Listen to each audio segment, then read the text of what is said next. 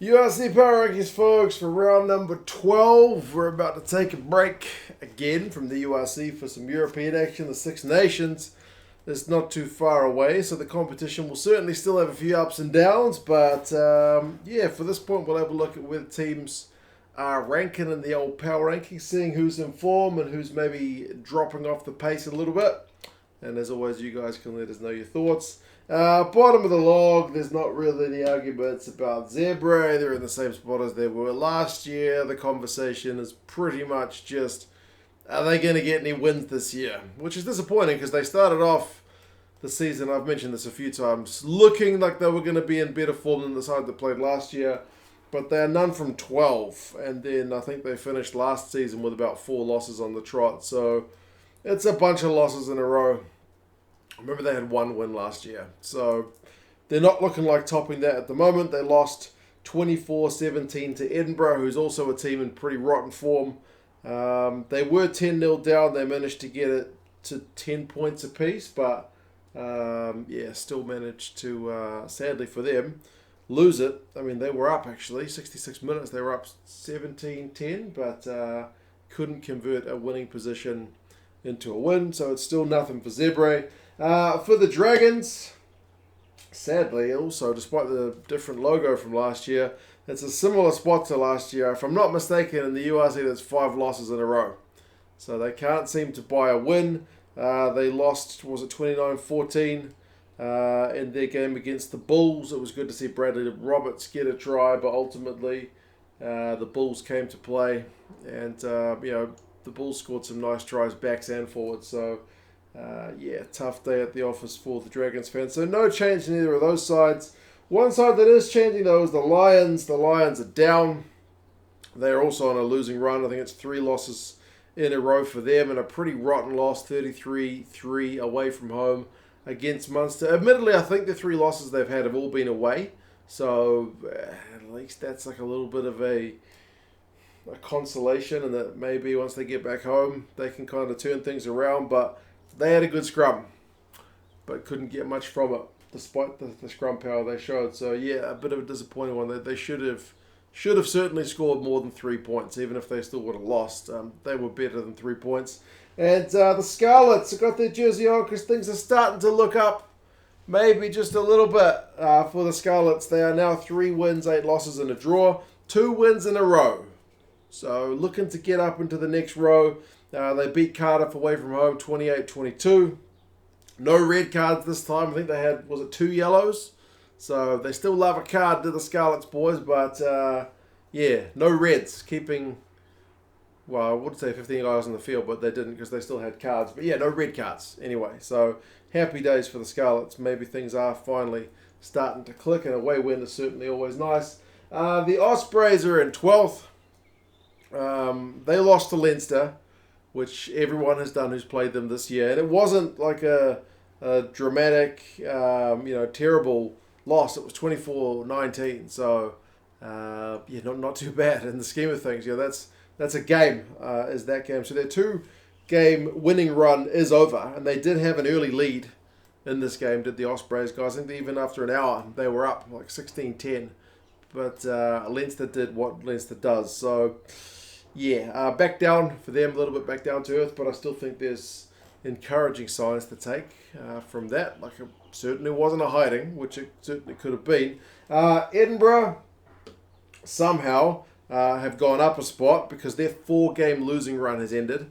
The way they did it was by playing the bottom of the table winless Zebre side, so that's one of the benefits of them, when I say them, the 2 Scottish teams being in the same pool as the 2 Italian teams. And no, we can't say both Italian teams, but certainly Zebre at the moment are a pretty good value for a free win.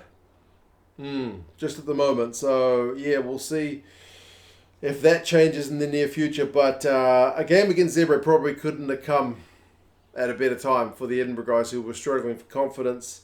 So yeah, they had a 10-0 lead. They almost managed to throw that away. It took them 78 minutes. But Edinburgh managed to get a win. So take the win, go into Europe and see if they can come back into some URC action firing. Cadbury? No, Cadbury must be thinking of chocolate. Cardiff, I've got down from their previous spot. The early start to the season, which was quite positive, is dropping down a wee bit. They're 6-6, so it's a 50-50 record, but they've lost 3 of the last 4, which is kind of why they are where they are on the table, because the recent form for Cardiff hasn't been there. I mentioned that they lost to the Scarlets, who thus far haven't been one of the best teams this season. So, at times in that game, even the bounce of the ball didn't seem to want to go their way, because there was one try where the bounce just went wickedly away from the Cardiff guys and went into the hands of a Scarlet. I think it was Jonathan Davis.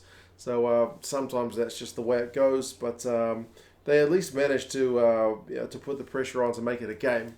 But yeah, it's still a loss at home.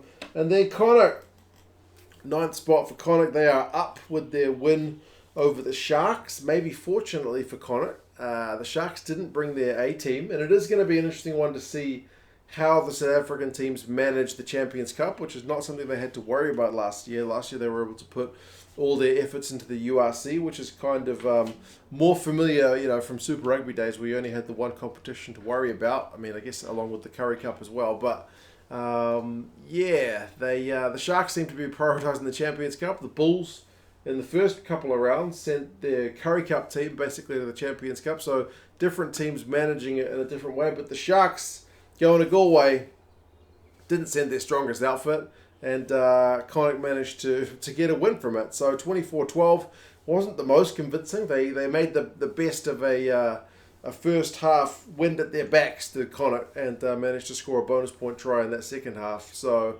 yeah, weird game with the wind as strong as it was, meaning the game was pretty much all played down one end.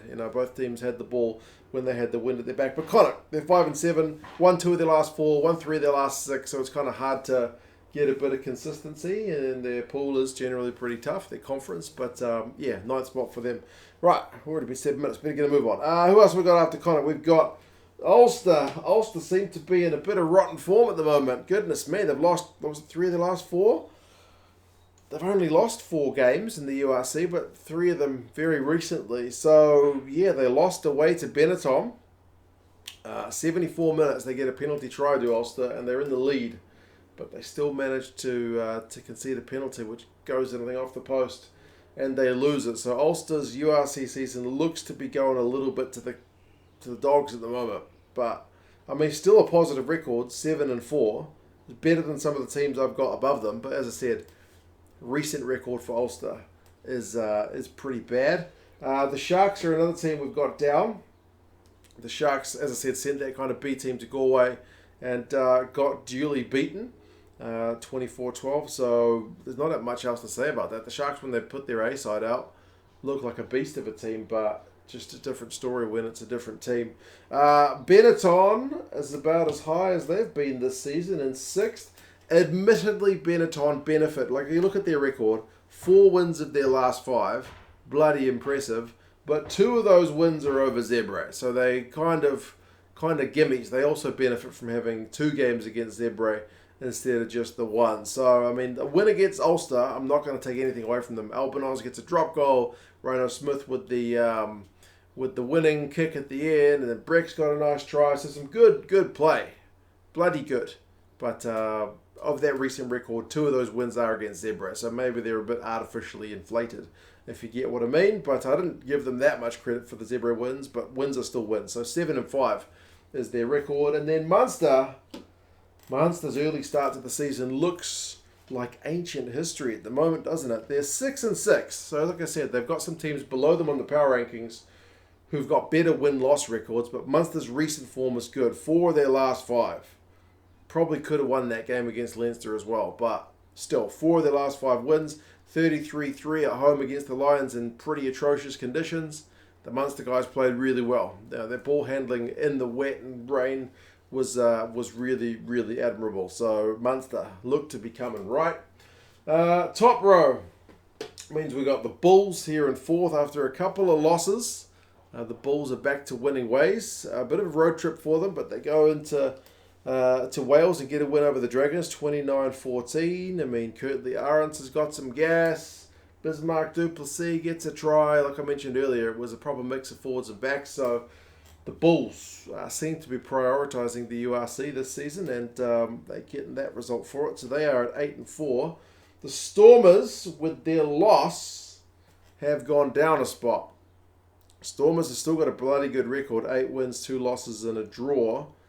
First loss in about 5 games. So their record this season has been really good.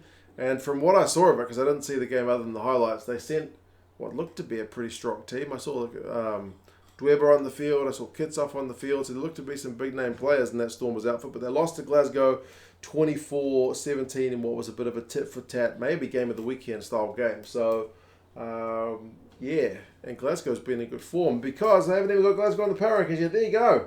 Second spot for the Warriors. Goodness gracious me. And again, admittedly, like Glasgow's recent record is great. I think they're 4 wins in a row. A couple of those wins are over Edinburgh, who they're not quite as bad as Zebre at the moment, but Edinburgh only snuck past Zebre, and Edinburgh have been in rotten form. So 2 of those Glasgow wins, although bitter rivals, you know what I mean, with the old 1874 Cup and whatnot, so they would generally lift their game, but Glasgow still, I'm not going to argue with it. Cancellieri gets a nice try to open things off. He gets a 78th minute winner. Really good stuff from Glasgow. They're on a heck of a run. They beat a pretty good Stormers side. So second spot for them, and then kind of like Zebre, first and last in the URC is pretty hard to argue with. 12 from 12, Leinster against a tough opponent with the Ospreys, but Leinster still managed to find a way to get it done. Classy operators like Sheehan and Keenan and whatnot, when they're under a bit of pressure, managed to pull them out of it. So, yeah, there's your power rankings after 12 rounds of the URC. Like I mentioned, we head into some European games shortly, and then the Six Nations. Obviously, the URC takes a wee bit of a break during the Six Nations, but there'll still be games being played, if my memory serves, when guys have been called away to train with the squad. So some teams I feel like will suffer more than others. Obviously, Leinster lose a lot of players to Ireland, but they show their depth in the URC because they don't always put their best team out. Benetton, with there being only 2 Italian teams and then having the lion's share of the Italian players, tend to suffer a lot. The Scottish teams will lose a lot of guys to their squads as well. And I believe from what some of the commentary teams have mentioned over the weekend, some of the Springboks guys are due for a rest. They mentioned that in the Sharks game. So, you know, with those guys playing in the Rugby Championship and then their club rugby up north, it means they don't really get a break like all the New Zealand and Aussie guys are on a break at the moment. So, yeah, some of the Springboks guys will be getting their game time managed as well. But anyway, you guys let us know your thoughts. How do you reckon the power rankings are sitting? Do you think any of the teams are being particularly over or underrated? And, yeah, I will talk to you guys again soon. Together.